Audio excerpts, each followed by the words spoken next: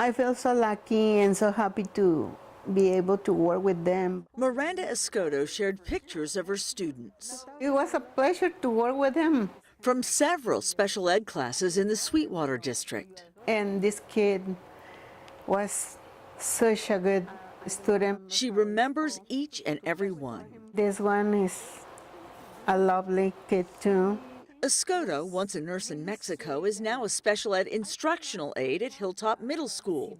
She's worked at several other schools in the district in the past decade and claims at each one she's seen children ignored, abused, and worse. Pushing, shoving, kicking, nicknaming. The people responsible, says Escoto, are fellow aides and even some special ed teachers. She shared pictures she took this year. We blurred the faces. 2 students on the playground, no aides in sight. One is on the ground, the other in his walker. Another picture shows an aide who appears to pay more attention to her cell phone than the student. They treat them like, I want to say it, but like animals. Like they are nothing. Escoto says when she began reporting what she saw to school officials, they did nothing. That's when Escoto claims she became the victim of grown-up bullies who made her life miserable. Someone left this union code of conduct in her mailbox. It says in part, "I will not criticize any union colleague." My union vice president told me, you have to be part of the team. If you are not with us, you are against us. Escoto's lawsuit claims she complained to her principal and a social worker about the abuse and retaliation. She also says she went to the former Sweetwater superintendent to complain about how she claims she and the students were treated. I thought he would do something, but he didn't do anything. He talked with my principal. My principal was so mad at me. There's a culture of complicity, secrecy and complicity, and vilification of anyone who would speak out and tell the truth.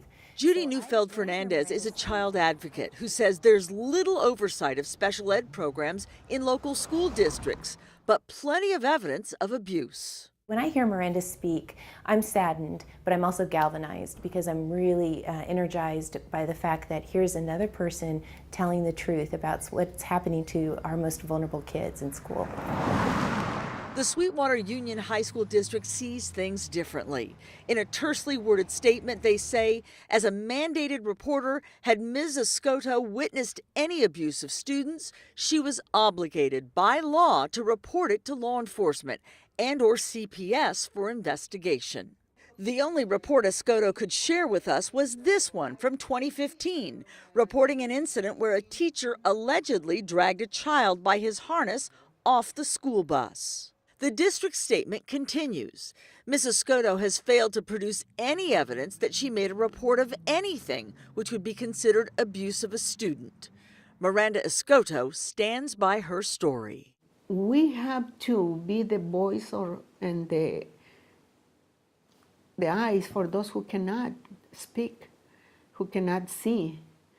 And they are there and they are the perfect victims.